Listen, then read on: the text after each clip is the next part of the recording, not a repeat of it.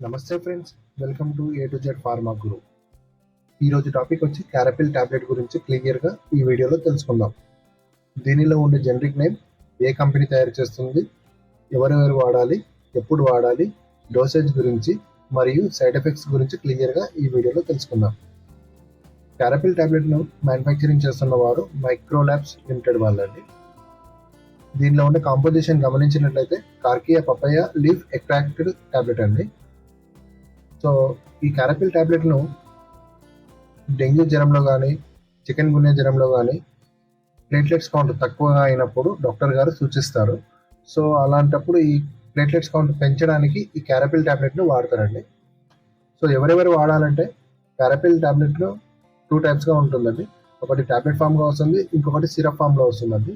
So కనుక ఇది పిల్లలు వాడచ్చు, పెద్దలు కూడా వాడచ్చు అండి. డోసేజ్ గమనించినట్లయితే పెద్దవాళ్ళకు అంటే 15 సంవత్సరాలు అంతకన్నా ఎక్కువగా ఉన్న వారికి రోజుకి 1 లేదా 2 టాబ్లెట్స్ వాడొచ్చండి.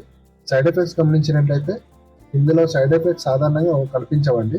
గమనిక: గర్భవతులు, గుండె సంబంధిత ప్రాబ్లమ్స్ ఉన్నవారు, కిడ్నీ సంబంధిత ప్రాబ్లమ్స్ ఉన్నవారు డాక్టర్ గారి సలహా మేరకు వాడాల్సి ఉంటుందండి. Thank you friends.